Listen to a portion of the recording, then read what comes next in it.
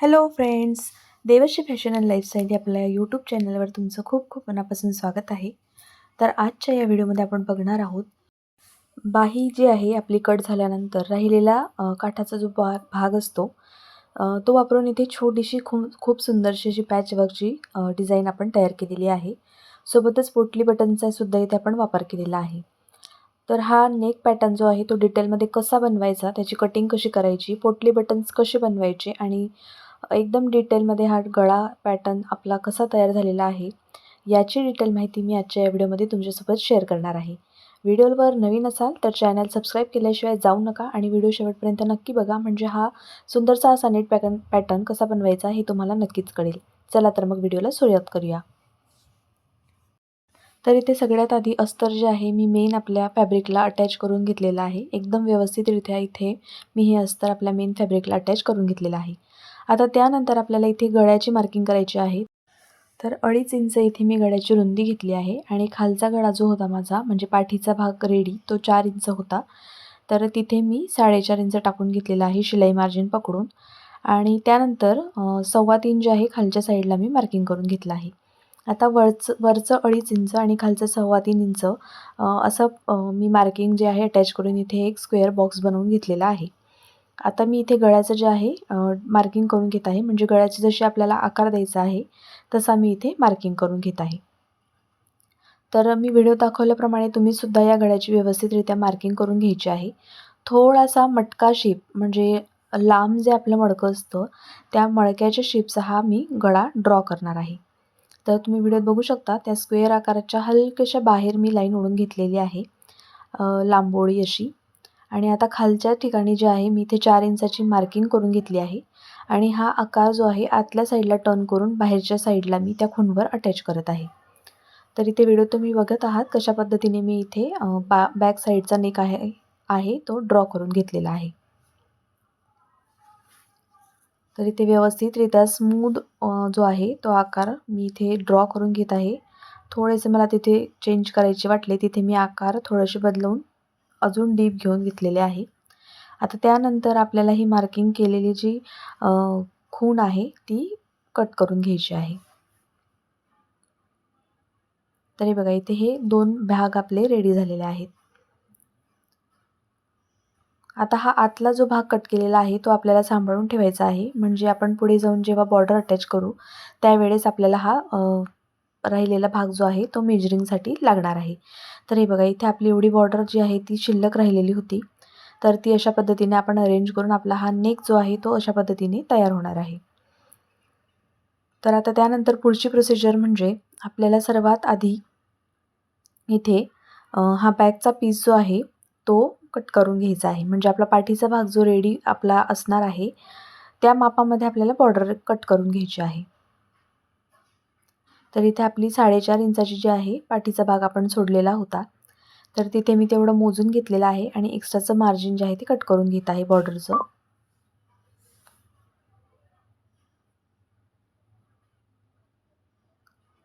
तर इथे 4.5 इंचाची जी आहे मी इथे बॉर्डर तुम्ही बघू शकता व्हिडिओमध्ये एक्झॅक्ट त्या मापामध्ये कट करून घेतली आहे. आता या 4.5 इंचामध्ये आपलं अर्धा इंच जे आहे शिलाई मार्जिनसुद्धा ॲड केलेलं आहे, त्यामुळे अजून या बॉर्डरमध्ये एक्स्ट्राचं शिलाई मार्जिन घेण्याची आपल्याला गरज नाही आहे.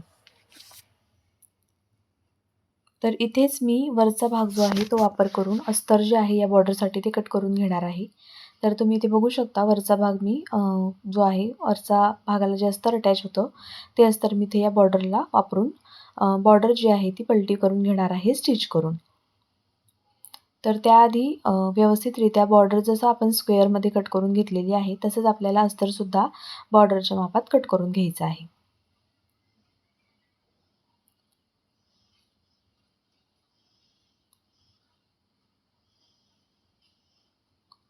तर इथे मी पुन्हा तुम्हाला एकदा ठेवून दाखवत आहे की कशा रीतीने आपला हा बॅकचा नेक जो आहे तो तयार होणार आहे.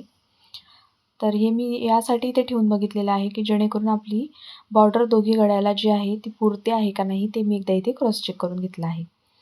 आता त्यानंतर इथे हा थोडासा ब्लाऊज पीसचा कापड जो होता तो शिल्लक राहिला होता, त्याचा वापर मी जे आहे पायपिंग करण्यासाठी इथे वापरणार आहे. तर इथे या राहिलेल्या कापडाचे मी छोट्या छोट्या क्रॉस पट्ट्या कट करून घेतल्या आहे. 1.5 इंचाची ही पट्टी आपल्याला कट करायची आहे आणि ही क्रॉसमध्येच कट करायची आहे, जेणेकरून आपली पायपिंग जी आहे ती व्यवस्थितरित्या येईल. आणि जसा आपण बॅक पीसचा आकार कट केलेला आहे, एक्झॅक्ट तसाच आकार आपल्याला इथे देता येईल. त्यामुळे पायपिंगसाठी नेहमी आपल्याला क्रॉस पट्टीच कट करायची असते, हे लक्षात असू द्या. आता ह्या पट्ट्या ज्या आहे आपल्याला एकावर एक क्रॉस ठेवून व्हिडिओत दाखवल्याप्रमाणे एकावर एक ही पट्टी आपल्याला अरेंज करायची आहे. हे बघा अशा पद्धतीने. आणि या पट्ट्या आपल्याला एकाला एक ठेवून एकावर एक ठेवून व्यवस्थितरित्या टीप टाकून जोडून घ्यायच्या आहेत. तर अशा पद्धतीने पट्ट्या जोडल्यामुळे आकार जो आहे आपल्या गळ्याचा तो व्यवस्थित येतो आणि पायपिंगसुद्धा आपली खूप फिनिशिंगमध्ये बसते. तर आता पुन्हा आपल्याला ह्या लांब लांब पट्ट्या आपण जोडल्या आहेत, त्या पुन्हा आपल्याला एकावर एक ठेवून व्यवस्थितरित्या जोडून घ्यायच्या आहेत.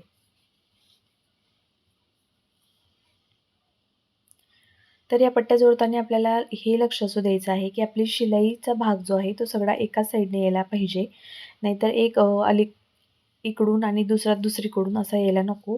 पूर्ण शिलाईचा भाग जो आहे आपला एकाच साईडने यायला पाहिजे, जेणेकरून आपली फिनिशिंग जी आहे ती व्यवस्थित येते. आता त्यानंतर मी हे जे आपले बॅकचे 2 भाग कट करून घेतले होते ते इथे घेतलेले आहेत आणि ही पायपिंगची नॉड घेतलेली आहे. आता ही नॉड जी आहे मी गळ्यावर व्यवस्थितरित्या ठेवून त्याची गळ्याच्या मापामध्ये ही नॉड मी कट करून घेणार आहे.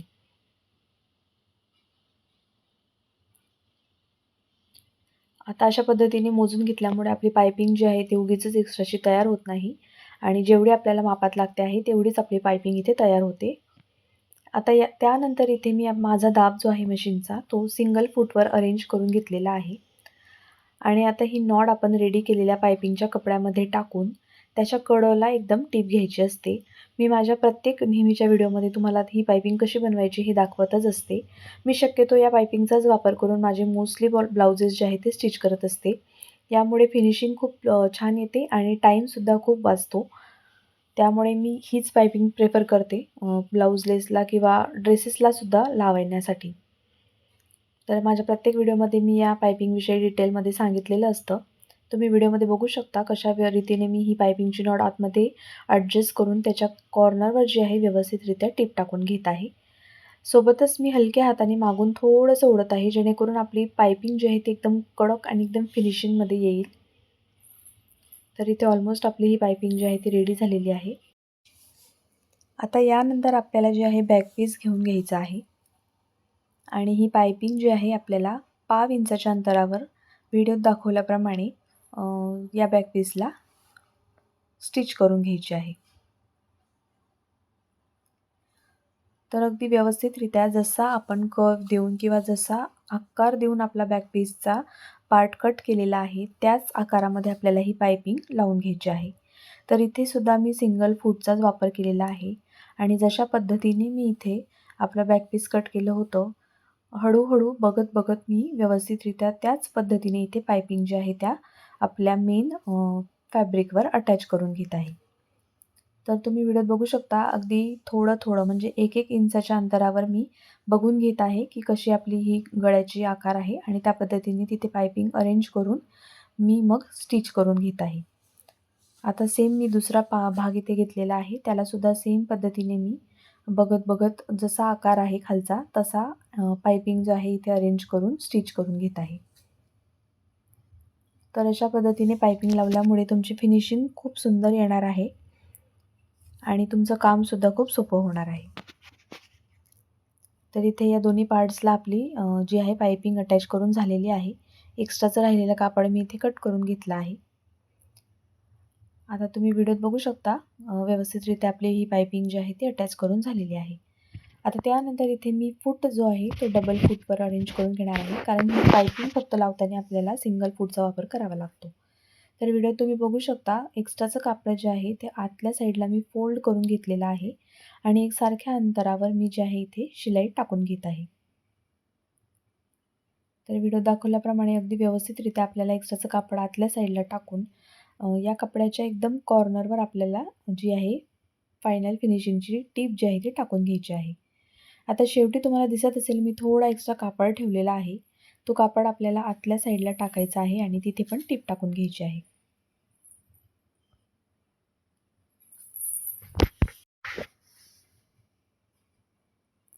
सेम दुसऱ्या पार्टला सुद्धा आपल्याला त्याच पद्धतीने जे आहे आतमध्ये फोल्ड करून व्यवस्थितरित्या कॉर्नरला टिप टाकून घ्यायची आहे.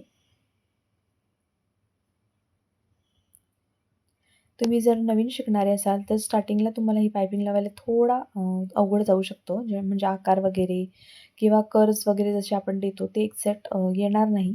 पण हळूहळू जशी तुम्ही या पायपिंगची प्रॅक्टिस कराल तुम्हाला खूप सुंदर अशी ही पायपिंग यायला लागेल. तुम्ही फक्त ट्राय करत राहा आणि व्यवस्थितरित्या जसं मी तुम्हाला व्हिडिओमध्ये सांगत आहे त्या पद्धतीने तुम्ही ही पायपिंग लावण्याचा प्रयत्न करत राहा, जेणेकरून तुम्हाला सुद्धा ही पायपिंग खूप व्यवस्थितरित्या लावता येईल. तर तुम्ही व्हिडिओमध्ये बघू शकता एकदम फिनिशिंगमध्ये आपले हे दोघी पार्ट जे आहे पायपिंग लावून रेडी झालेले आहेत. तर आता यानंतर आपल्याला बॉर्डरचा जो आपला पॅचचा भाग आहे तो इथे अटॅच करून घ्यायचा आहे. तर अस्तर घेतला आहे, त्यावर मी बॉर्डरची सरळ साईड ठेवून घेतलेली आहे आणि बॉर्डरच्या दोघी टोकांवर म्हणजे वरच्या साईडला आणि खालच्या साईडला मी इथे टिप टाकून घेणार आहे. तर व्हिडिओत तुम्ही बघू शकता आधी मी वरच्या साईडला टिप टाकून घेतलेली आहे आणि आता मी खालच्या साईडला जी आहे टिप टाकून घेत आहे. त्याआधी एकदा मी क्रॉस चेक करून घेत आहे की आपली बॉर्डर जी आहे जी मापात रेडी तयार होणार आहे की नाही. तर इथे स्टिच करून झाल्यानंतर आपल्याला ही बॉर्डर जी आहे जिथून आपला भाग ओपन आहे त्या साईडनी बाहेर काढून घ्यायची आहे. त्याआधी हे एक्स्ट्राचं थोडं कापड होतं ते मी कट करून घेतलेलं आहे.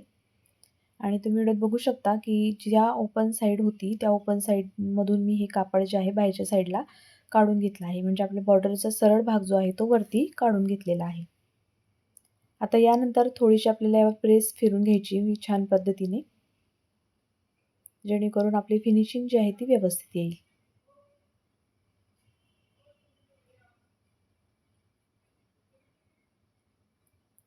तर हे बघा इथे मी प्रेस फिरवून घेतलेली आहे आणि तुम्ही फिनिशिंग या बॉर्डरची बघू शकता. त्यानंतर मी यावर एक फ्रंटवरून म्हणजे समोरच्या साईडने टिप टाकून घेत आहे.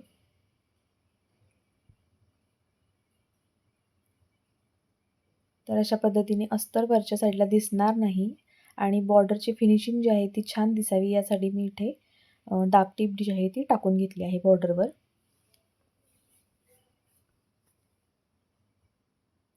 आता या बॉर्डरचा जो आहे आपल्याला एक्स्ट्राचं जे कापड आहे ते इथे मी आधी कट करून घेतलेलं आहे आणि त्यानंतर ओव्हरलॉक इथे मी या बॉर्डरला टाकून घेतलेला आहे, जेणेकरून याची दोरे निघणार नाही आणि फिनिशिंग आपली छान दिसेल. तुमच्याकडे जर ओव्हरलॉकचं मशीन नसेल तर तुम्ही या बॉर्डरला डायरेक्ट चारी बाजूनी पॅक करून घ्या, म्हणजे त्याचे दोरे जे आहेत ते निघणार नाहीत. आता मी जसं तुम्हाला सांगितलं होतं की हा बॅक पीस कट केलेला आपल्याला कामा येईल, तर तो इथे मी एक्झॅक्ट मापात जेवढी आपली 4 इंचाची बॉर्डर होती तेवढा इथे हा बॅक पीसचा पार्ट जो होता तो कट करून घेतलेला आहे आणि रेडी केलेल्या पॅचच्या सेंटर मी इथे घेऊन घेतलेला आहे. त्यावर चॉकनी मार्किंग करून घेतली आहे. सेम इथे या गळ्याच्या बॅक पीसचा जो कापड घेतला होता त्याचंसुद्धा सेंटरचं माप मी इथे घेऊन घेतलेलं आहे आणि त्यावर सुद्धा सेंटरचं मार्किंग चॉकच्या मदतीने करून घेतलेलं आहे. आता बॉर्डरच्या सेंटरवर आणि या अस्तराच्या कपड्याच्या सेंटरवर मी दोघी सेंटर एकावर एक ठेवून जे आहे पिन लावून घेतलेली आहे. आणि आता तुम्ही बघू शकता हे मेन जे आहे आपलं ब्लाऊजचं कापड जे आपण पायपिंग लावून तयार केलेलं होतं ते मी इथे एकदम एक्झॅक्ट मापामध्ये पिना लावून अटॅच करून घेत आहे. तर मी तुम्हाला हे बॉर्डरचं कापड का ठेवायचं म्हणजे मग आतला पार्ट जो आपण कट केला होता तो का ठेवायचा त्याचं कारण सांगते. तर तुम्ही इथे व्हिडिओत बघू शकता मी इथे कुठलंही मेजरमेंट घेतलेलं नाही आहे की किती बॉर्डर मी कट केली होती, आतला पार्ट किती कट केला होता आणि मग कुठल्या अंतरावर आपल्याला हा भाग अटॅच करायचा आहे. तर इथे सेंटरला आपल्याला फक्त गळ्याचा जो भाग कट केला होता तो ठेवायचा आहे आणि तो ठेवल्यानंतर इथे पिना लावून माप मेजरमेंट आपल्याला आपसुकच भेटून जाते.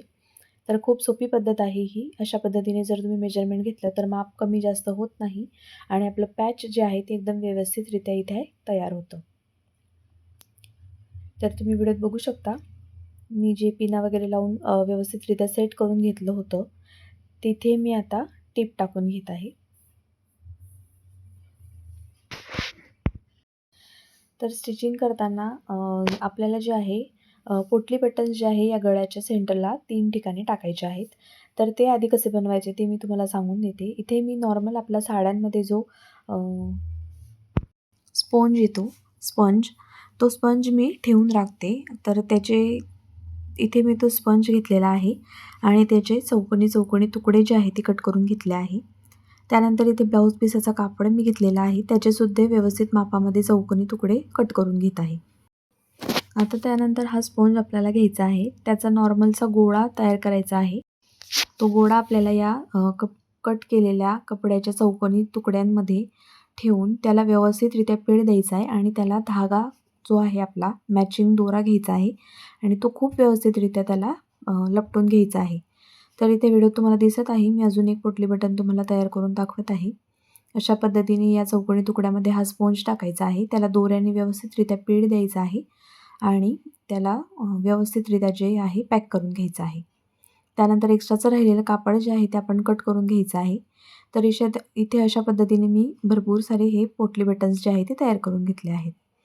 आता त्यानंतर हे पोटली बटन्स आपल्याला नेकला लावायचे आहे. तर इथे तुम्ही बघू शकता मी स्टिच करून घेतलेलं नाही आहे. फक्त इथे पिना लावून मी सिक्युअर केलं आहे. तर इथे तुम्हाला मी टेप लावून दाखवत आहे. 1.5 इंचाच्या अंतरावर मी जे आहे खडूने मार्किंग करून घेत आहे. आता त्यानंतर जे आपण 1.5 इंचावर खूण केलेली आहे चॉकनी, तिथे आपल्याला एक पोटली बटन अरेंज करायचं आहे. त्याच्यावरती एक आणि त्याच्यावरती अजून एक असे 3 पोटली बटन्स आपल्याला अरेंज करायचे आहेत. तर तुम्हाला व्हिडिओत दाखवत आहे मी की मी कशा पद्धतीने हे पोटली बटन्स अरेंज करत आहे आणि त्यावर टिपसुद्धा आपल्याला टाकून घ्यायची आहे.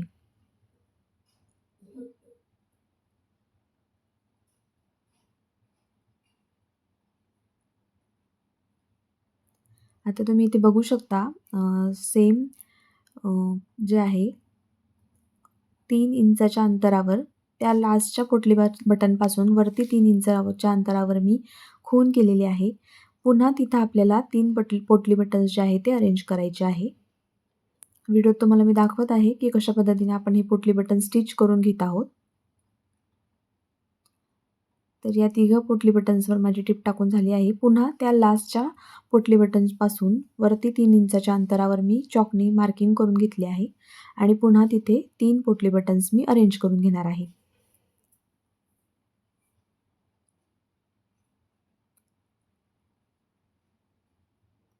तर अशा पद्धतीने हे 3, 3, 3 म्हणजे वरती 3, खाली 3 आणि सेंटरला 3 तसे हे 9 पोटली बटन्स मी इथे स्टिच करून घेतलेले आहे. तर तुम्ही व्हिडिओत बघू शकता व्यवस्थितरित्या आपले हे पोटली बटन्स अरेंज करून झाले आहे.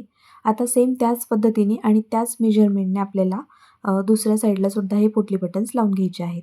तर मी इथे ऑलरेडी 1.5 इंचावर मार्किंग करून घेतली होती. तर सर्वात आधी मी तिथे 3 पोटली बटन्स लावून घेणार आहे.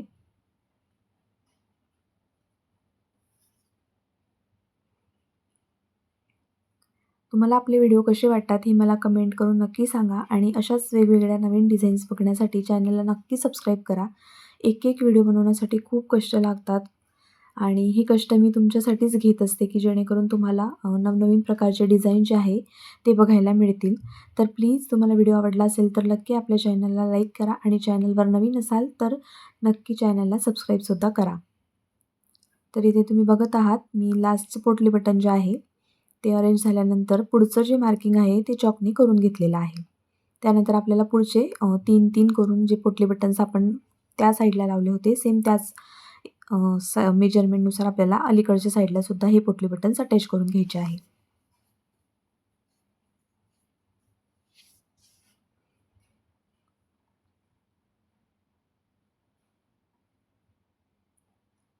तर ऑलमोस्ट आपले हे पूर्ण पोटली बटन्स जे आहे ते अटॅच करून झालेले आहे.